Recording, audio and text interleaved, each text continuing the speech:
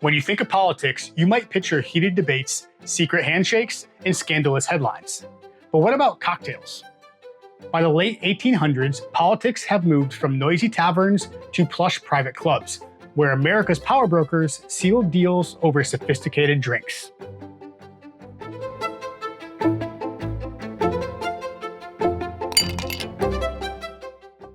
Welcome back to History in a Glass. I'm Josh, your guide in this tipsy time machine through history. Today we'll dive into two cocktails that define the glamorous yet scandal-ridden Gilded Age. The Manhattan, the elegant cocktail of political elites, and the Whiskey Smash, refreshing, more casual drink for political heavyweights who wanted to look relaxed. So grab your ingredients and let's step into the Gilded Age, where cocktails in every drink came with a hidden agenda. Okay, so we're in the 1870s now. American politics had traded in the sawdust floors of colonial taverns into plush lounges with velvet drapes and heavy cigar smoke. New York was the epicenter of political power, and two clubs in particular, New York's Union League and the Manhattan Club, became the political powerhouses of the day. These weren't your average neighborhood bars, though. These were the kind of places where you needed a membership and most likely a mustache and a monocle just to get in. Presidents like Ulysses S. Grant and Chester A. Arthur hung around the Union League. Both, by the way, had mustaches. Over at the Manhattan Club, big names like Grover Cleveland and Samuel J. Tilden were sipping drinks pulling strings. Apparently, Tilden didn't get the mustache memo. But these clubs weren't just about cocktails. They were the unofficial headquarters for American finance and politics. And of course, wherever you have politics, you probably have just a hint of scandal. So we mentioned Samuel Tilden, and that's where we start our tale of the Manhattan cocktail. Legend has it that this drink was first stirred up in Tilden's honor at the Manhattan Club in 1874. Now that story has been thoroughly debunked, but like any good cocktail myth, it just keeps coming back. Either way, multiple sources do tie this drink to the Manhattan Club. And just for the record, the first printed recipe for the Manhattan cocktail appeared that same year in a book by O.H. Byron. It used equal parts whiskey and vermouth, and it is a great version in its own right. But what we're making today is the one that is closely most associated with the Manhattan Club itself. It's what Wondrich calls Formula Number 1. So here's what we'll need for the Manhattan Formula Number 1 cocktail. Let's start off with the booze. First, we're gonna use a rye whiskey. We need 1.5 ounces. So I'm using Rittenhouse, which is a bold, bottled and bond rye whiskey that fits the period style perfectly. Old Overholt Bonded or Wild Turkey 101 rye make good, solid period appropriate substitutions. We also need 1.5 ounces of sweet vermouth. I'm using Carpano Antica formula, made in Turin, Italy. It's bold, rich, and rooted in 19th century vermouth tradition. We're also gonna need 2 or 3 dashes of Peruvian bitters. Unfortunately, the original stuff isn't made anymore. It referred to bitters using the cinchona bark. Think old school bark heavy bitters. So I'm gonna use Boker's as a historically accurate substitute. If you don't have that, an aromatic or even an Angostura bitter will get you pretty close. And we're also gonna need 1/4 teaspoon of gum syrup. And this is for that silky texture that these upscale clubs favored. If you don't have it, a simple syrup works in a pinch. And then we'll also use some shaved or cracked ice. So let's build a Manhattan Formula Number 1. So we have a mixing glass, and in this glass, we're gonna add the whiskey. And all we need here is 1.5 ounces.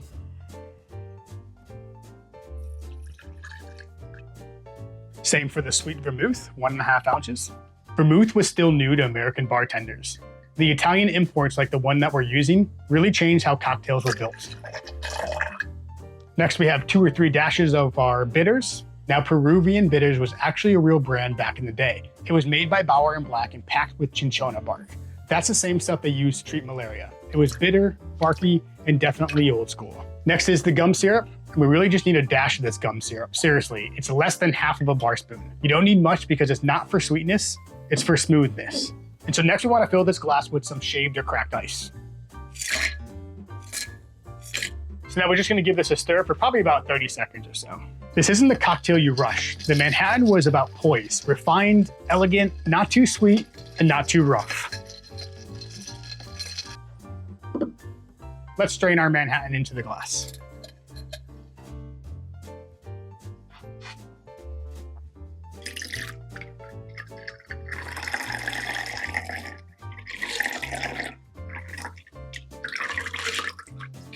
Okay, and here we have it, our late 1800s Manhattan Formula Number 1. Let's go ahead and give it a try. Cheers.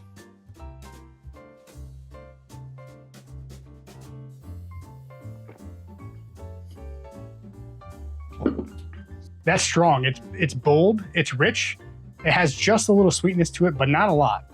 To me, it does kind of scream power. So I can see why this drink was the choice of guys making backroom deals. It's got that like quiet authority, kind of like it knows something that you don't know.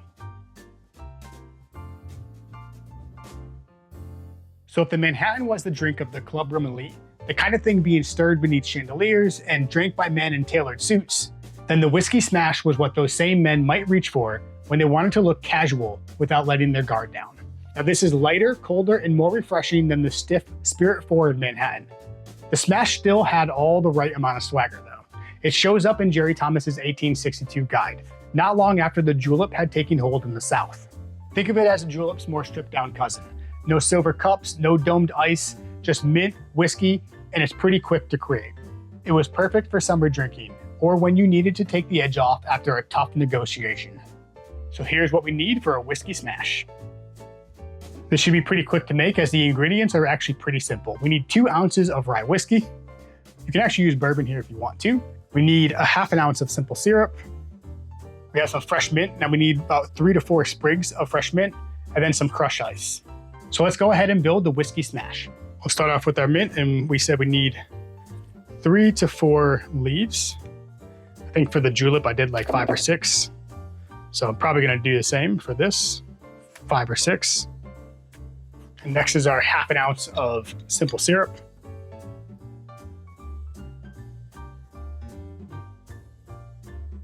Now we wanna muddle the mint and the syrup together gently.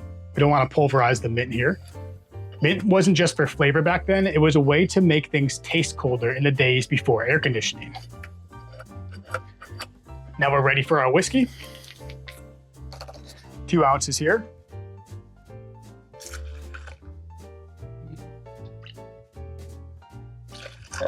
Next, we're gonna add some ice into the shaker.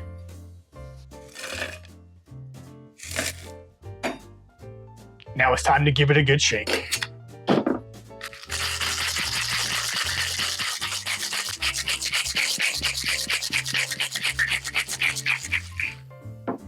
Let's grab our glass. I'm gonna add some crushed ice to our glass. Now we'll strain the whiskey smash into this glass with crushed ice, and then we'll garnish with some fresh mint.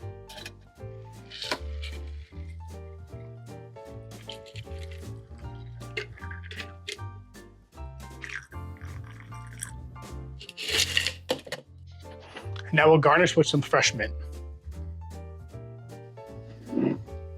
So here we have our quick and easy whiskey smash. Let's go ahead and give it a try. Cheers.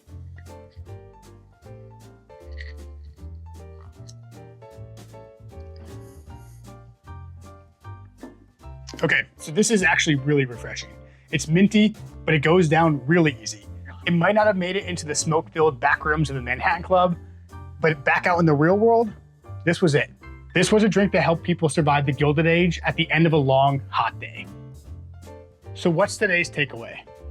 As we can see from these 2 drinks, the Gilded Age was marked with stark contrasts.